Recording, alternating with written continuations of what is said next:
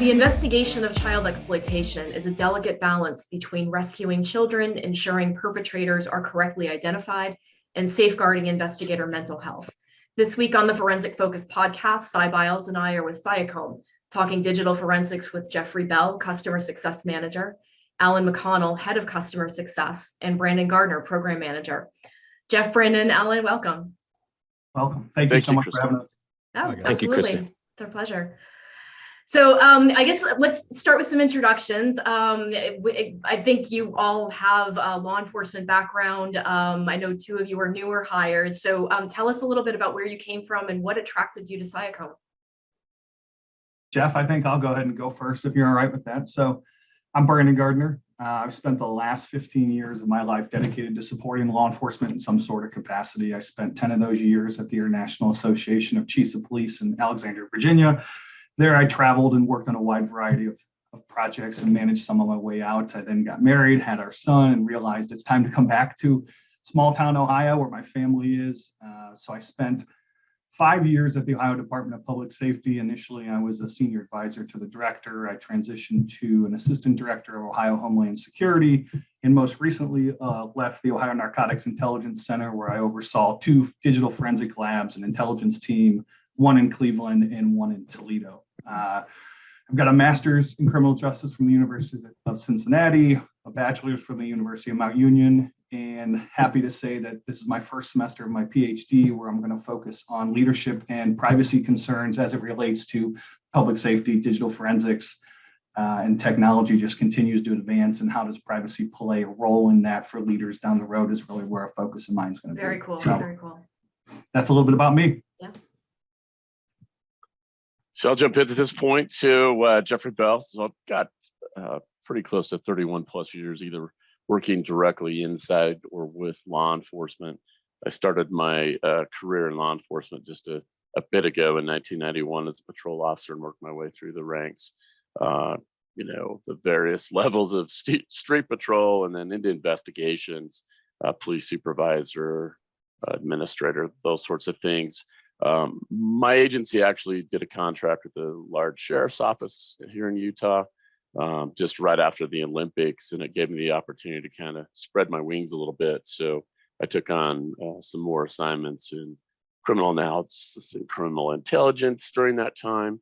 And then the tail end, almost 5 years out to where I had almost 20 in for my retirement, I was able to jump into computer forensics with the FBI's CART analysis and response team with the Intermountain West RCFL in Salt Lake.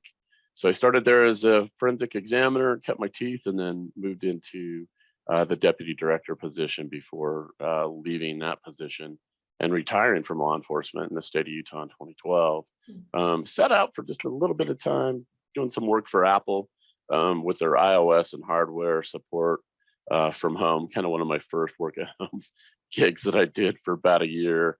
And then I had somebody come knocking on my door through LinkedIn and offered an opportunity with the DEA to do digital forensics with them out of Camp Williams, Utah. And so 2013, I jumped back into the forensics game and spent pretty much the last 9+ years with the DEA doing digital forensics with them. Here in Utah and across the nation as I traveled about. So that's my quick background, Bachelor's of Science from Weber State University as well here in Utah, and various certifications, my ANC and GFC, of course, with SANS and a lot of other things that I've done before jumping on this opportunity, tremendous opportunity to be with Cyacomb. Very cool.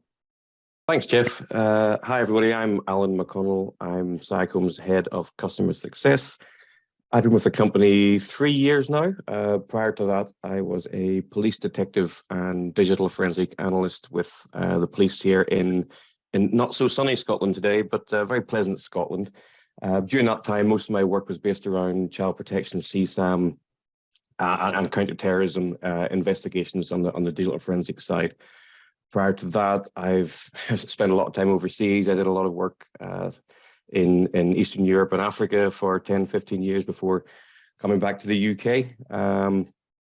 As I say, it's working for Police Scotland. That's where I met up with our Chief Technical Officer, Bruce Ramsey for Cyacomb. He was also an analyst in Police Scotland. And it's out of that work we did in the digital forensics unit in Police Scotland that what we do now, the technology we have in Cyacomb was born. We saw a need back then for a change in how things are done in digital forensics due to the proliferation of cheap devices. The number of devices being seized when you execute a search warrant was just expanding and expanding. So, something really needed to be done to ease that kind of workflow and expedite the investigation. So it was out of that thought process and that work that our rapid triage technology was born. And here we are today. Yep. So I'm gonna, that actually is a good lead into my question. I posed a question. We spoke the other day with Graham and Mike, and that question was around the National Center for Missing and Exploited Children, which reported nearly 30 million cyber tip line reports in 2021. That was up from a total of nearly 22 million in 2020 and almost 17 million in 2019. So obviously the numbers are just accelerating. We know Cyacomb safety is one part of this equation on the preventive side, but Cyacomb forensics is the other part, as each of those tips does need to be investigated, and that it doesn't count reports from other sources in investigators' communities. So how is your side of the business addressing those daunting numbers? I think I'll go ahead and take a stab at that first and then maybe kick it over to Alan. But I think how we're addressing these numbers is through a keyword you'll hear me say a lot throughout this, and that's speed. So speed is king in this industry.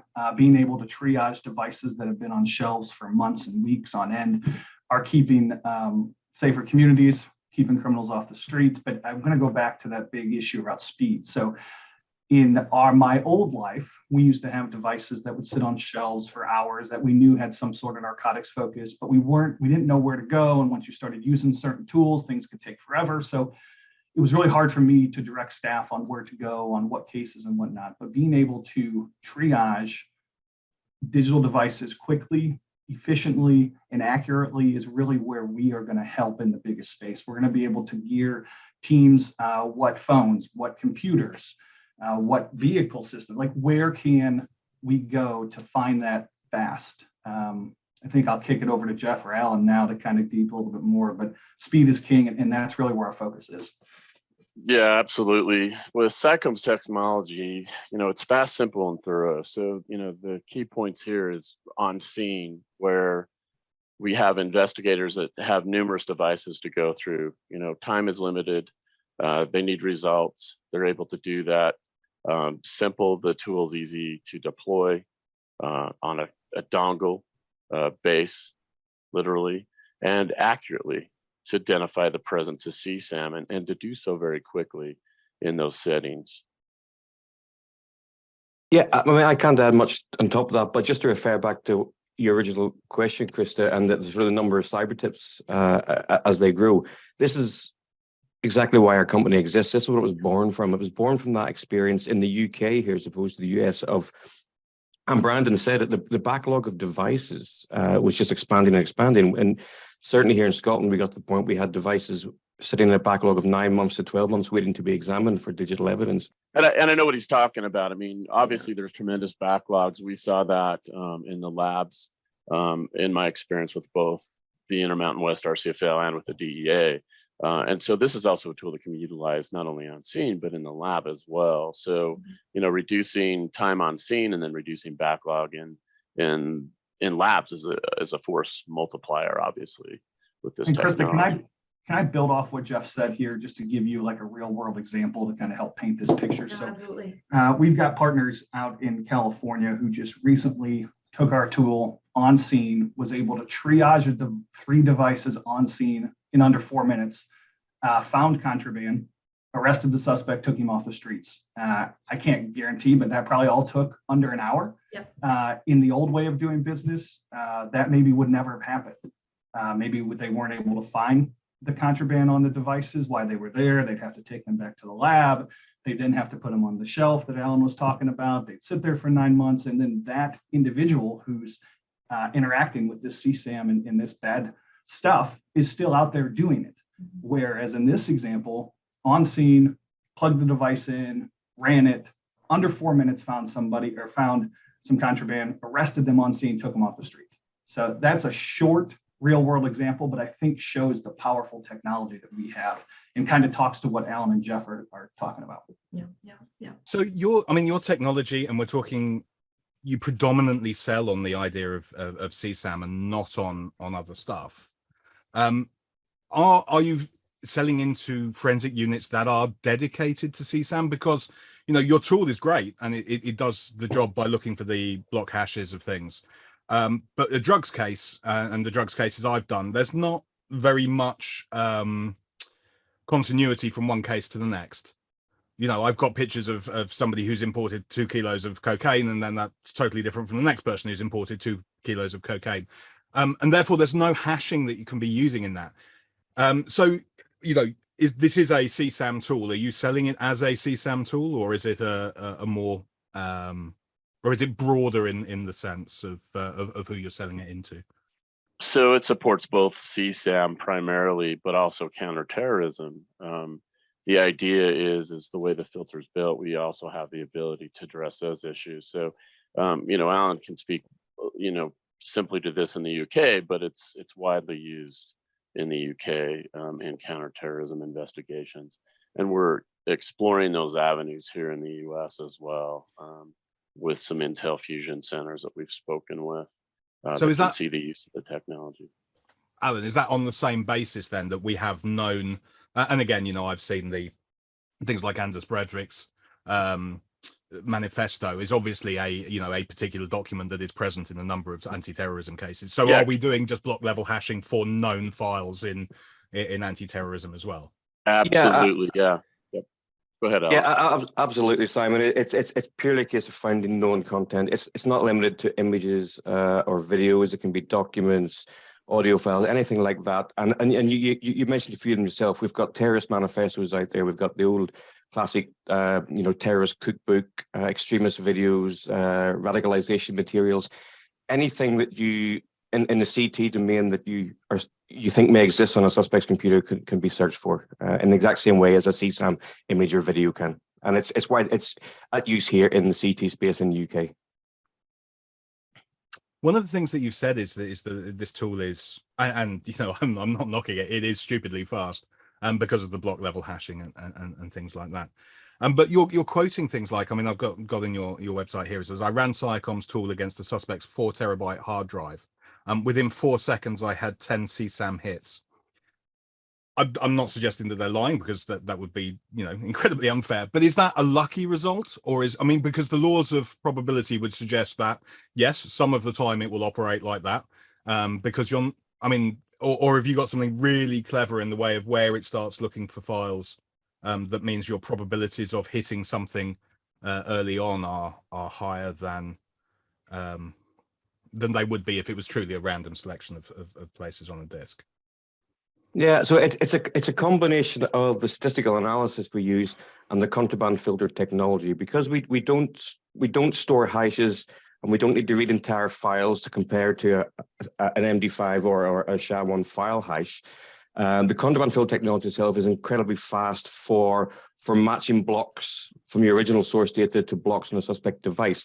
The actual bottleneck of anything comes with the device you're scanning. It's really the read speeds of the device you're scanning. If you're scanning an SSD, it's going to be super duper quick. If you're scanning a really old mechanical hard drive, then your bottleneck's going to be the read speeds for that device. We do say we're between 20 and 100 times faster than traditional file matching technologies. Now that's quite a wide range, but what that means is if we scan a device and we scan the device to completion, and there's nothing of evidential value found in that matches our contraband filter, then we're around about 20 times faster than a standard MD5 file scan. If there's content to be found, we generally find it around about 100 times faster than you will with an MD5 file hash, because your traditional MD5 scan, you'll need to read all the files on the device, then compare them to your hash set to get your matches. So it's not particularly suitable for a triage scenario. It's more of a lab-based tool. But because we are randomly sampling, and because the speed which we can compare individual blocks of data to the contraband filter, then it is suitable for triage, and it is, you know, genuinely up to 100 times faster. Okay, no, that's really cool. So I'm gonna refer to the same brochure that Si just mentioned. The phrasing that caught my eye was risk reduction for the 4 different tools for the various stages of digital forensic triage. What risks are those exactly? Jeff, that's probably a good one for you if I had to guess. So, you know, the risks are delays. Okay. Obviously, when you're on scene, you're dealing with these active investigations, you know, search warrant is going, a lot of times the clock's ticking, and depending on what they're able to determine or not determine on the scene makes a difference of whether, obviously this person goes out in handcuffs or not, in custody, or if they're, you know, left there to await further analysis and determination at the lab. And so there's a lot of things that come into play in regards to risk to victims, with further victimization and further offenses continuing.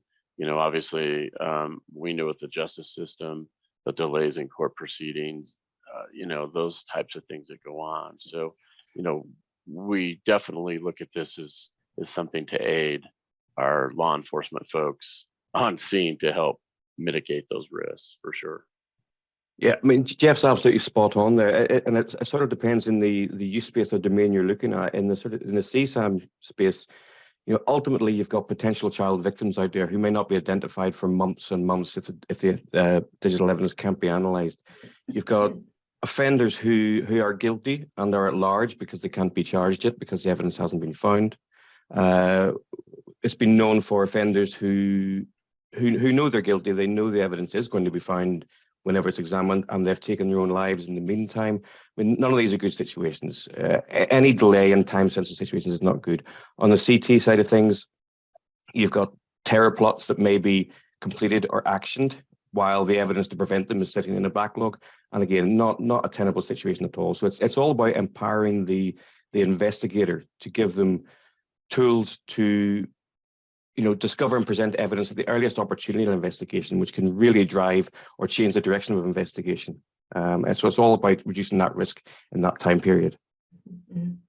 You know, Chris, and I also would say, I think it's also fairness and balance to other folks that may be on scene, because there's oftentimes we go into scenes that it's a multi-family, you know, residence. And, you know, it's unfortunate that all the computers have to go, you know, and get seized in certain circumstances, right? So maybe we have dad's laptop where there's nothing on it at all, but just due to the nature of the circumstances, it gets seized, and, you know, he suffers losses and some issues as a result of that. So this also helps mitigate those things. We can clear devices. That actually raises another question that I had in terms of risk. I mean, in these kind of multifamily environments, or I mean, really anytime you seize a device, how are you? I mean, I think I wrote a case study about this several years ago.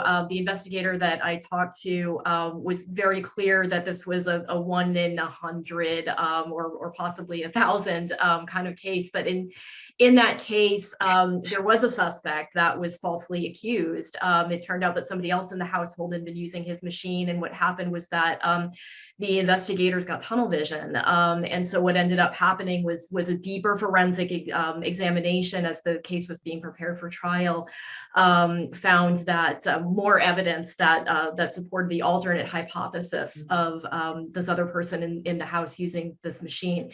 So I know you offer training. How does your training counsel users to formulate and test hypotheses about how the illicit material got there, especially in those time-sensitive situations? Well, and I can speak to that because, you know, you talk to these folks about their existing SOPs and how they operate. You know, coming from the law enforcement background, I understood what needed to go into search warrant affidavits in preparation to serve those warrants in electronic means. I've also testified as an expert witness on several occasions in regards to digital evidence. So yeah, we can not take the you know, realm of a legal counselor, but we can all definitely say, you know, use this in best case scenarios with your SOPs, your standing SOPs, and caution them what the tool can and can't do.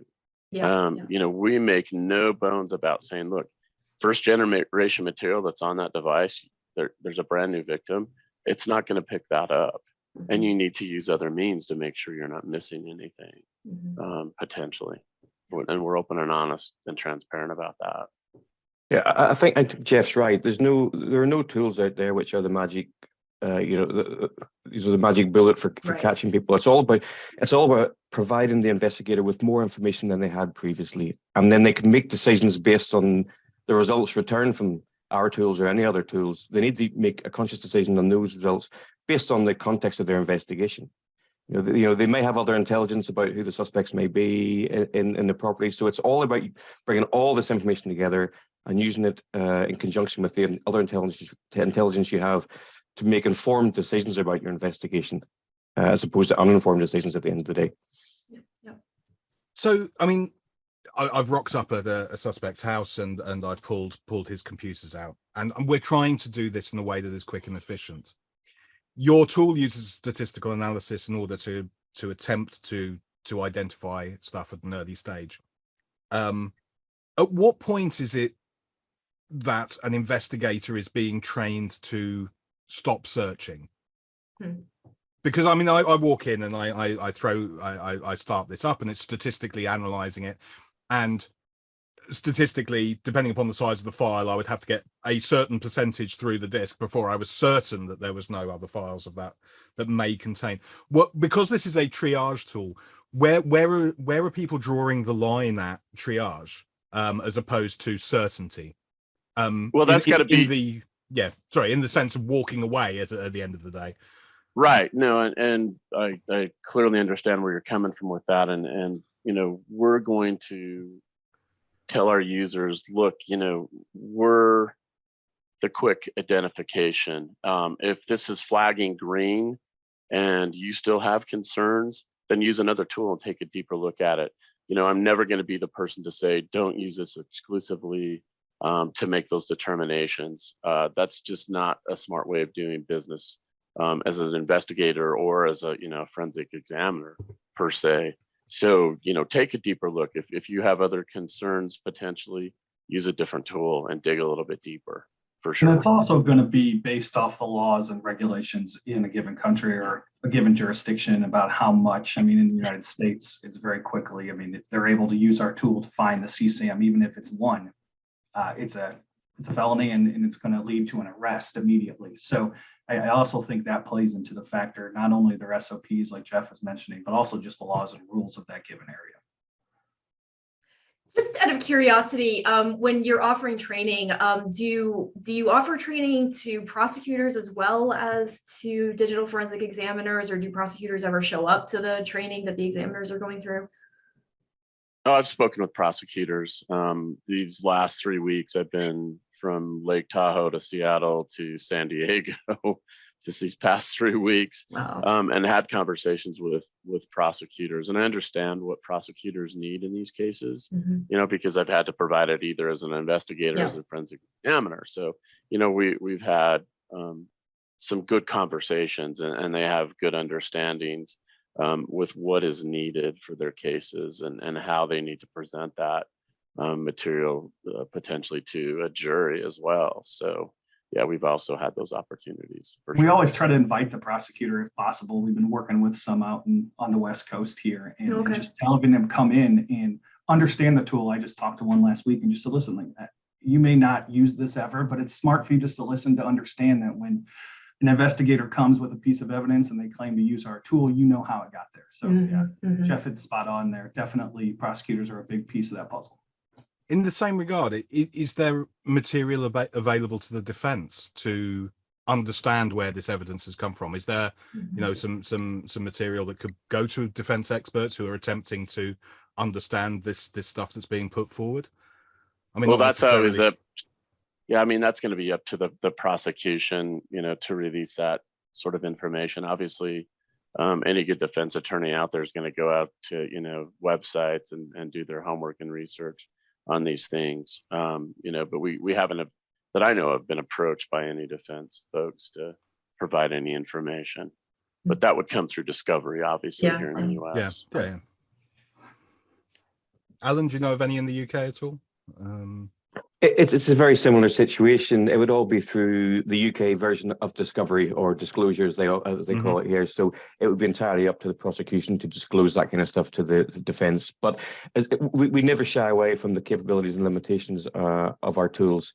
And it's, I've found, particularly when I've been in the box giving evidence in cases like this, it's usually relatively straightforward and cut and dried. Either the evidence is there or it's not. We don't magically produce evidence.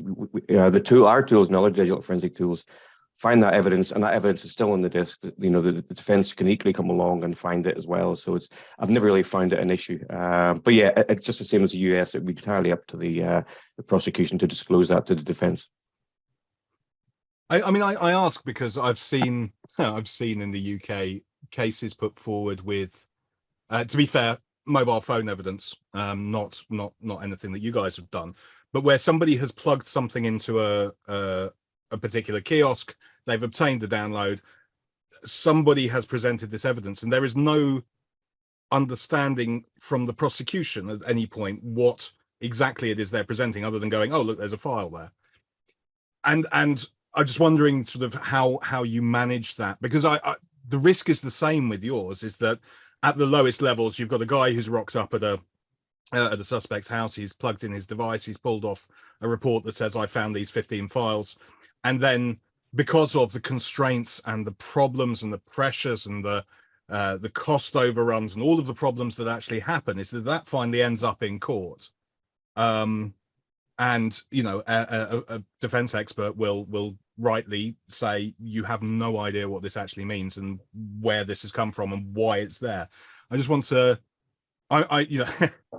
without upsetting the audience, I do defense work, so I apologize to all of you, but there have been times where the police get it wrong, and that is one of those things where there's insufficient detail.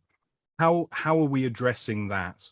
Is it just a matter of training to make sure that people know the limitations of the tool? And you've said up front that you're very happy to discuss those. Yeah, I mean, absolutely, that's where that leads to. And when I speak with potential users, I mean, obviously I always advise, this is one piece, one tool that you're utilizing, right? And then there's an entire investigative process that needs to, continue on from this. And I'm going to be the first person to tell you, yeah, I've got positive CSAM hits on something. That device is still going to a lab, to a computer forensic examiner to do a full analysis. And most prosecutors in the US are going to require that anyways. Everything is a case by case basis, and there may be some exceptions where, potentially somebody does that initial triage and they make determinations, and that moves forward to charging, et cetera. And those are different. And Simon, I respect the defense position. And as a computer forensic examiner, my job was to be a dispassionate scientist, right? And so I had the obligation that if there was evidence that presented itself that led credence to the defense, that was presented and that was given to them. It wasn't anything that we shied away from as examiners. And that was hammered into us from my early FBI days, even with the DEA. We were dispassionate scientists in the way we approach those examinations. And, I teach that to this day still with folks I talk to. I mean, don't focused in on one part and miss the entire pie, right? Yeah. I mean, professionals such as yourselves, I honestly have no doubt that you are forensic scientists and you operate according to the principles of that. My concern, and the one that I've actually seen actioned, is that there are people who aren't forensic scientists who are given these tools line, because of the sheer pressure that we're undermining. And in fact, this is, I love your tool. Absolutely. I think it's brilliant. And I think as a way of handling the sheer volume of discs, even if we're not going to deal with all the drugs cases or if we can just deal with all of the CSAM, fantastic. That will alleviate the problems elsewhere. So that's excellent. But it is that in doing so, in this creation of a tool that helps us with this problem, we may actually be overlooking the larger problem of there aren't enough trained examiners at a high level who are able to, process this stuff, because, you've got some guys on the ground who've suddenly got some great evidence and they're going to go and try and present it. And all you need is for a couple of cases to actually succeed.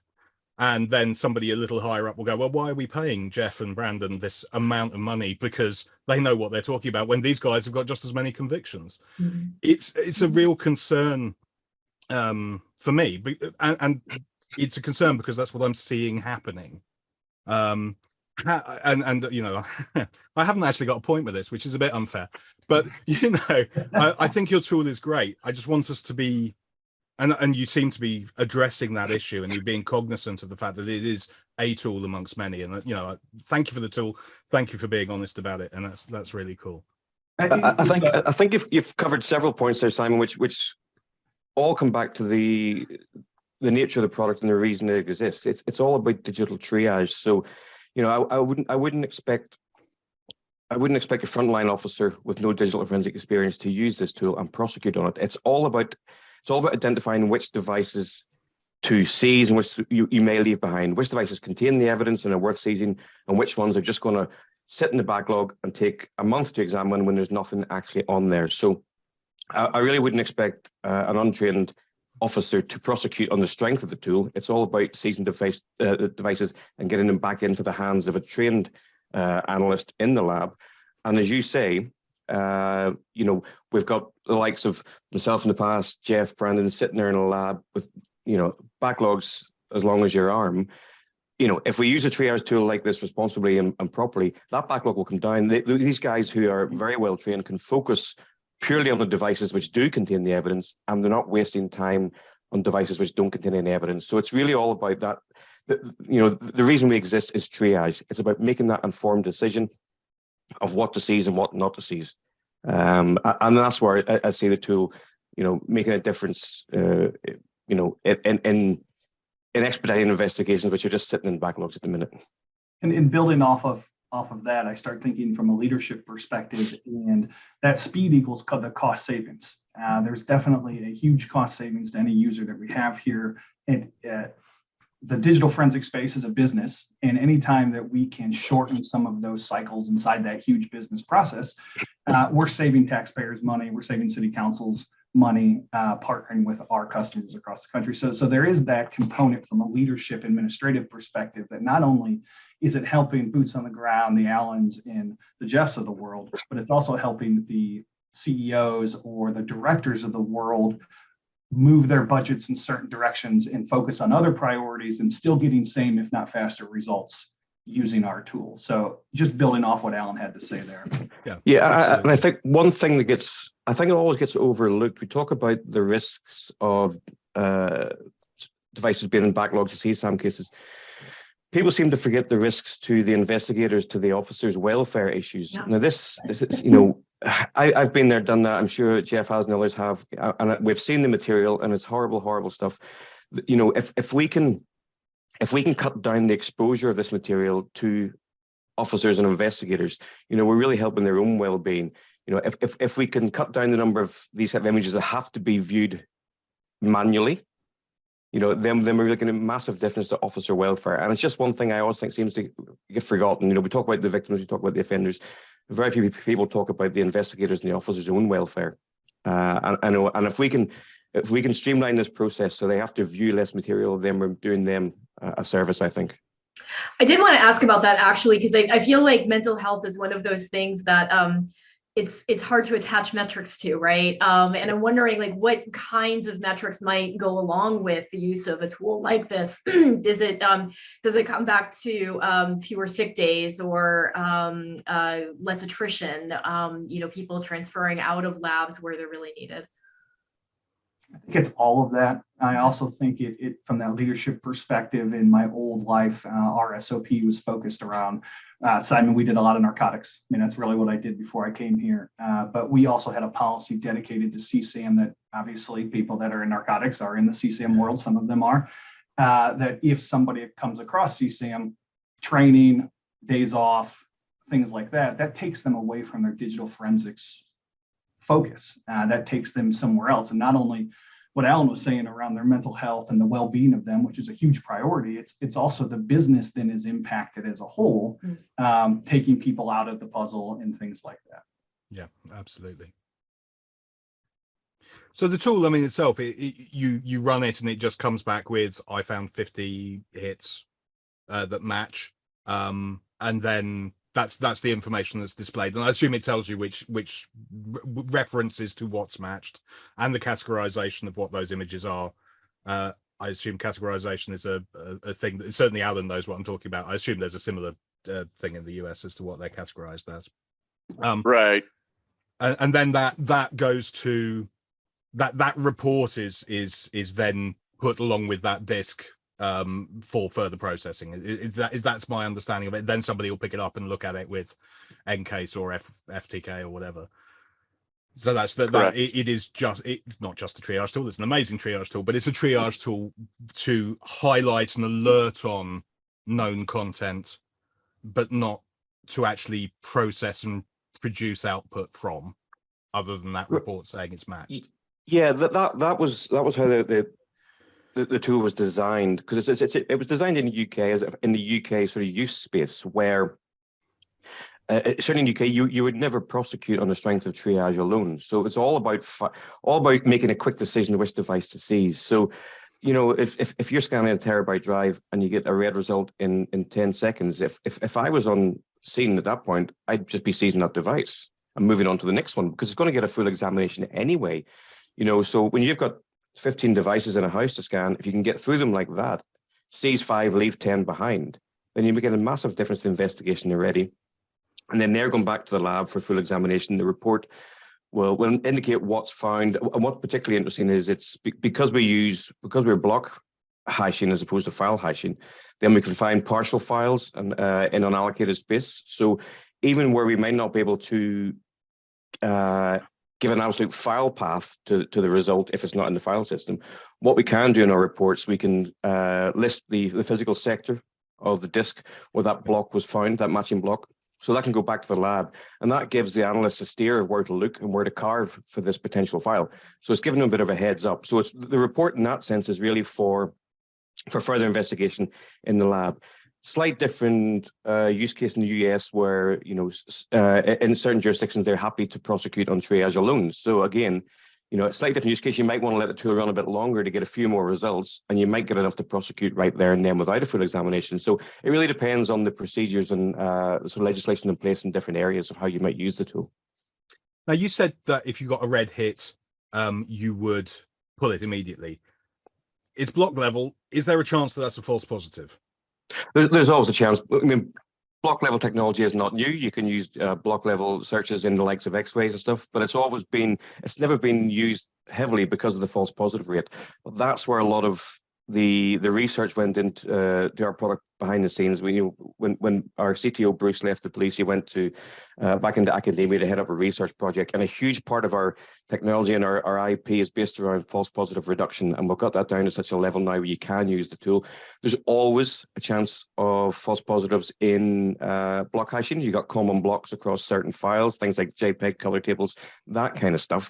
However, obviously, you know, in a triage tool like ours, if you do get a match, it's something in the file system, we have the option to view the file if you wish to confirm it's a true positive. But what we've found, you know, in operational reality, is that any false positives seen, the small number seen, are down to probably poor quality source data. You know yourself, Simon, if you carve a file from an unallocated space, carving tools are not exact. So you're going to carve, you know, 3/4 of your file and maybe bring along a few blocks of a Windows system file with you from unallocated. That system file is going to be on many, many other machines. You know, if that file makes it into a contraband filter, there's a potential for a false positive. So you know, it's a lot to do with quality of the source data to reducing that false positive rate. But what we found operationally is that any false positive seen are down to poor quality data at the outset. Okay. Brilliant. Christa? I'm good. I think we're going to wrap it there. So, gentlemen, thank you again for joining the Forensic Focus podcast. It's been a great conversation. And, thank you so much. Yeah, Thank thank you you. guys. Really interesting. Appreciate Great. the opportunity. And again, I just want to reiterate, I think it's a fantastic product. The speed improvements are amazing, and I honestly hope you do really well in getting your mission out there to reduce CSAM. You know, I wish you every success, honestly, completely from the bottom of my heart. Thank you, Simon. It's very kind of you. Yes, Thank you, very Simon. much. Appreciate Thanks. that. Thanks also to our listeners. You'll be able to find this recording and transcript along with more articles, information, and forums at www.forensicfocus.com. Stay safe and well.